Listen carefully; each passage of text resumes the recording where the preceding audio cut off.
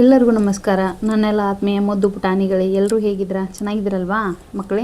ನಾವು ನಿನ್ನೆಯ ದಿನ 1ನೇ ತರಗತಿಯ ಕನ್ನಡ ಪಠ್ಯಪುಸ್ತಕದಲ್ಲಿರುವಂತಹ ಸಹಕಾರ ಅನ್ನುವಂತಹ 2ನೇ ಗದ್ಯ ಭಾಗವನ್ನು ಅಭ್ಯಾಸವನ್ನು ಮಾಡಿದ್ವಿ. ಅದರಲ್ಲಿ ಕೇಳಿದ ಪದಗಳನ್ನು, ಆಮೇಲೆ ಪದಗಳ ಅರ್ಥವನ್ನು ನೋಡಿಕೊಂಡು, ಅದಾದಮೇಲೆ ಸಹಕಾರ ಪದ್ಯ, ಒಬ್ಬರಿಗೊಬ್ಬರು ಸಹಾಯವನ್ನು ಮಾಡೋದು ಎಷ್ಟು ಒಳ್ಳೆಯದು, ನಾವು ಯಾಕೆ ಸಹಾಯವನ್ನು ಮಾಡಬೇಕು, ನಮ್ಮ ಆಪತ್ಕಾಲಿನಲ್ಲಿ ನಮ್ಮನ್ನು ಯಾರು ಕೈ ಹಿಡಿತಾರೆ, ಆಮೇಲೆ ಕೋಳಿ, ಗುಬ್ಬಚ್ಚಿ ಮತ್ತು ಪಾರಿವಾಳಗಳ ಅವರ ನಡುವೆ ಇರುವಂತಹ ಬಾಂಧವ್ಯ ಎಂಥದ್ದು, ಗುಬ್ಬಚ್ಚಿ ಮತ್ತು ಪಾರಿವಾಳಗೆ ತನ್ನ ಸಹಾಯವನ್ನು ಮಾಡದೇ ಇದ್ದರೆ ತನ್ನ ತಪ್ಪಿನ ಅರಿವು ಹೇಗಾಯಿತು ಎಂಬುದನ್ನು ನಾವು ನಿನ್ನೆಯ ದಿನ ತರಗತಿಯಲ್ಲಿ ಅಭ್ಯಾಸವನ್ನು ಮಾಡಿದ್ವಿ ಮಕ್ಕಳೇ. ಪುಟಾಣಿಗಳೇ, ಇವತ್ತೇನು ಮಾಡೋಣ, ಸಹಕಾರ ಅನ್ನುವಂತಹ ಗದ್ಯ ಭಾಗದ ಪ್ರಶ್ನೆ ಮತ್ತು ಉತ್ತರಗಳನ್ನು ನೋಡ್ಕೊಂಡು ಬರೋಣ ಬನ್ನಿ. ಪ್ರಾರಂಭ ಮಾಡೋಣವೇ ಪುಟಾಣಿಗಳೇ? ತರಗತಿ 1ನೇ ತರಗತಿ, ವಿಷಯ ಕನ್ನಡ, ಪಾಠದ ಹೆಸರು ಸಹಕಾರ. ಅಭ್ಯಾಸ ಪ್ರಶ್ನೆ ಕೇಳಿ ಮಕ್ಕಳಿಂದ ಉತ್ತರ ಹೇಳಿಸಿ. ಮೊದಲನೇ ಪ್ರಶ್ನೆ ಪುಟಾಣಿಗಳೇ, ಹಳ್ಳಿಯ ಹೆಸರೇನು? ಉತ್ತರ: ಹಳ್ಳಿಯ ಹೆಸರು ಮಲ್ಲಿಗೆ ಹಳ್ಳಿ.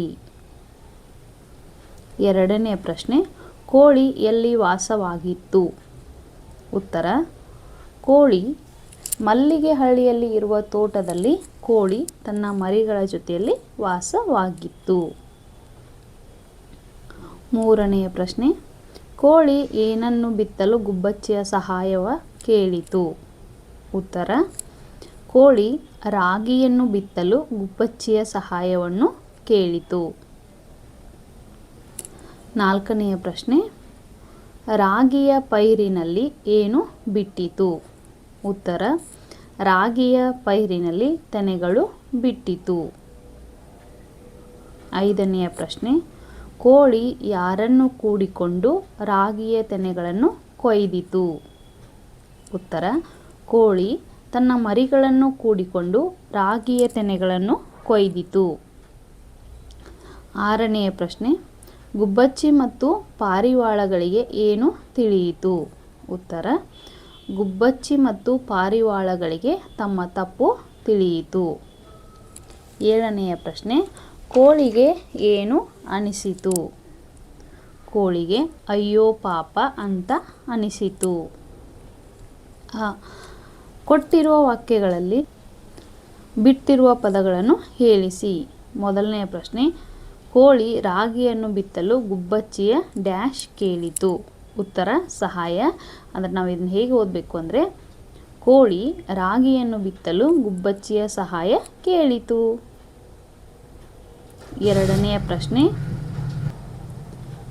ಕೋಳಿ ತನ್ನ ಮರಿಗಳನ್ನು ಕೂಡಿಕೊಂಡು ಡ್ಯಾಶ್ ಬಿತ್ತಿತು. ಉತ್ತರ: ರಾಗಿಯನ್ನು.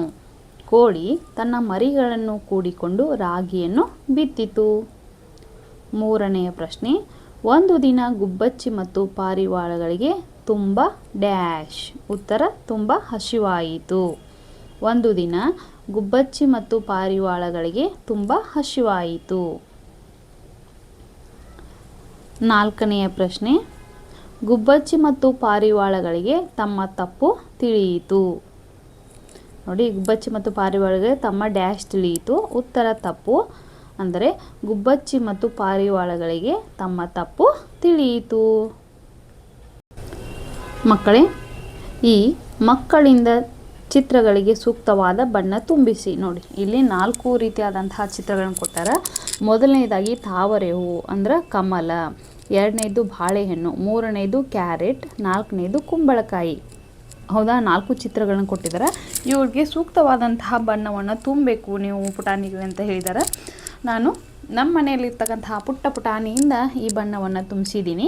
ನೀವು ಕೂಡ ಇದೇ ರೀತಿ ತುಂಬಿ. ಇಲ್ಲ ನಿಮಗೆ ಇಷ್ಟವಾಗುವಂಥ ಅಂದರೆ ಬಾಳೆಹಣ್ಣು ಯಾವ ಕಲರ್ ಇರುತ್ತೆ, ಕಮಲ ಹೂವು ಯಾವ ಕಲರ್ ಇರುತ್ತೆ, ಆಮೇಲೆ ಕ್ಯಾರೆಟ್ ಯಾವ ಬಣ್ಣದ್ದಿರುತ್ತೆ, ಕುಂಬಳಕಾಯಿ ಯಾವ ಬಣ್ಣದ್ದಿರುತ್ತೆ ಎಂಬುದನ್ನು ನೋಡಿ ನೀವು ಕೂಡ ಬಣ್ಣವನ್ನು ಹಾಕಿ.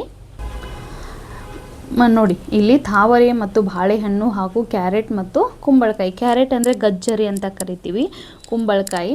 ಹೀಗೆ 4 ರೀತಿಯಾದಂಥ 2 ತರಕಾರಿ, 1 ಬಾಳೆಹಣ್ಣು, 1 ಹೂವಿನ 4 ರೀತಿಯಾದಂಥ ಚಿತ್ರಗಳಿಗೆ ಏನು ಮಾಡಿದರೆ ಇಲ್ಲಿ ಬಣ್ಣವನ್ನು ತುಂಬಲಾಗಿದೆ ಪುಟಾಣಿಗೆ. ನೀವು ಕೂಡ ಇದೇ ರೀತಿಯಾಗಿ ಬಣ್ಣವನ್ನು ತುಂಬಬೇಕು. ಪುಟಾಣಿಗಳೇ, ನಾವು ಇಂದಿನ ತರಗತಿಯಲ್ಲಿ ಸಹಕಾರ ಅನ್ನುವಂತಹ ಪದ್ಯದ ಪ್ರಶ್ನೆ ಮತ್ತು ಉತ್ತರಗಳನ್ನು ಚರ್ಚೆಯನ್ನು ಮಾಡಿದ್ದೀವಿ. ನೀವು ಇದನ್ನು ನಿಮ್ಮ ನೋಟ್ಬುಕ್ನಲ್ಲಿ ಬರೆದುಕೊಳ್ಳಿ. ಹಾಗೆ ಇಲ್ಲಿವರೆಗೂ ನನ್ನ ಈ ತರಗತಿಯನ್ನು ವೀಕ್ಷಣೆ ಮಾಡೋದಕ್ಕೆ ನಿಮ್ಮೆಲ್ಲರಿಗೂ ಧನ್ಯವಾದಗಳು ಪುಟಾಣಿಗಳೇ. ಬಾಯ್.